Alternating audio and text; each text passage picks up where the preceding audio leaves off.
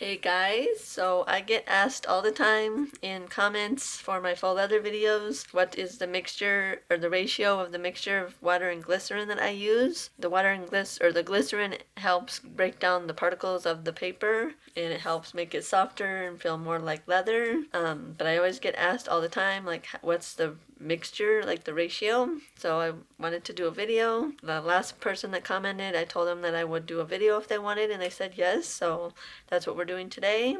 And I thought I'd go ahead and add some other uses for glycerin in the craft room. I found 9, so I thought I'd share them with you. So the first one, of course, I'm going to go ahead and show you the mixture of how to make it. And so I have my bottle here, and as you can see, it's getting close to empty. So I'm going to go ahead and make some more. So I always use distilled water when I make mine. That way you don't have to worry about bacteria and stuff like that. It's just better. So I use 4 ounces of water. I have a measuring cup here. Let's see if I can get it to focus. Nope. But anyway, it says 4 ounces. So I'm going to go ahead and get my water. I have a big thing of distilled water here. I just keep in the craft room because that's really the only place I use it. So I'm just going to go ahead and add 4 ounces of water. Okay, and then we'll just go ahead and, I wonder if I should put the camera another way. Okay, I went ahead and switched to my phone to make it a little easier to see because overhead looks kind of weird. So I'm just going to go ahead and add the water. And I'm not sure how big this bottle is. Yeah, that filled it up to like what, a quarter, 3/4, or maybe a little less. Okay, and then I use 1 teaspoon of glycerin. I don't have a teaspoon handy, so I'm actually just gonna squirt it in. I usually don't ever measure anyway, so I'm just gonna squirt in a little bit. And it already has some in there too because I'm just refilling it. But yeah, that's it. It's as easy as that. It's just 4 to 1. Get you whatever size bottle you want. I think I've talked about it in one of my videos, and I just was saying that it also depends on the size of your bottle, how much water you want to add. So of course that would mean you would have to add more glycerin, but honestly I think 1 teaspoon of glycerin for any amount of water would be good. And then of course you shake it. Make sure you shake it really well and get it nice and mixed. And then I use this, of course, to make my faux leather. I actually also use it if I'm painting something with acrylic paint. I use it to kind of help the paint spread out. I use it to spray on, like when I'm putting the either Mod Podge or my mixture, like my Mod Podge and ink mixture. I will spray it on there to help it spread out. I also wanted to mention, because I also got a couple questions about this, like where do you buy glycerin? So you can get glycerin in any grocery store, craft stores. I think in craft stores it's either, I've heard it's in like the soap making area and also in the baking area of like craft stores. Grocery stores have it. I'm sure like Walgreens, like any other like drugstore. Yeah, I just wanted to mention that because somebody asked me that too. So then the next one is you can blend it with your inks. So like I have a vintage photo here, and I actually, let me go ahead and switch back to the overhead camera.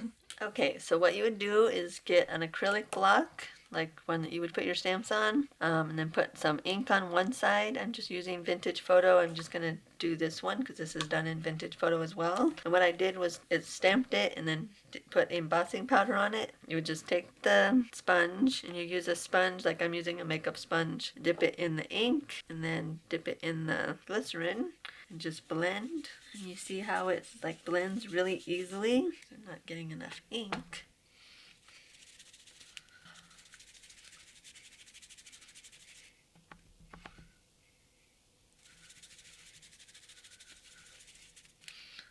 Okay, that's too much. But yeah, you see how it's just spreads really easily and doesn't leave lines. Like you can look at this one too. I did this one earlier and it's really cool. It just helps you blend your ink better, and that's number 2. Let's just put that aside and we'll move on to the next one. And then you can also make alcohol blending solution. I don't have the right alcohol for it. I guess I said you need 91% and I only have 70, so I can't make one, and I honestly don't really need one. I'm just letting you know different things you can use.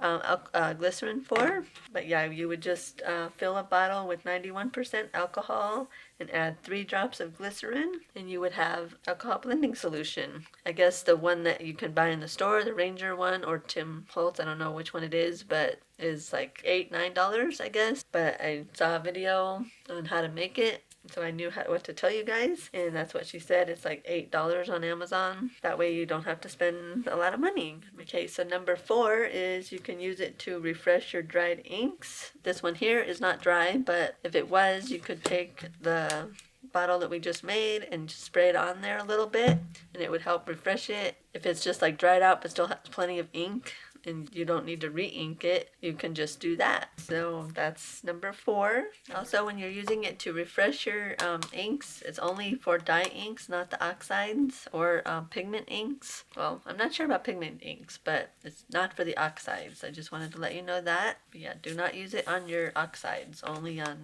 like the distressed inks. Number 5 is Revive watercolors. Now this is only for lower grade watercolors, like the kids ones, or just like a cheap one like this one here is actually from Dollar Tree, so it's like $5. So if like these started, once I start using them more, because they're still fairly new, and they started like cracking or drying out, then you can use glycerin to refresh them. But you don't want to use it on the higher end ones because they already have glycerin in them, so you don't need to.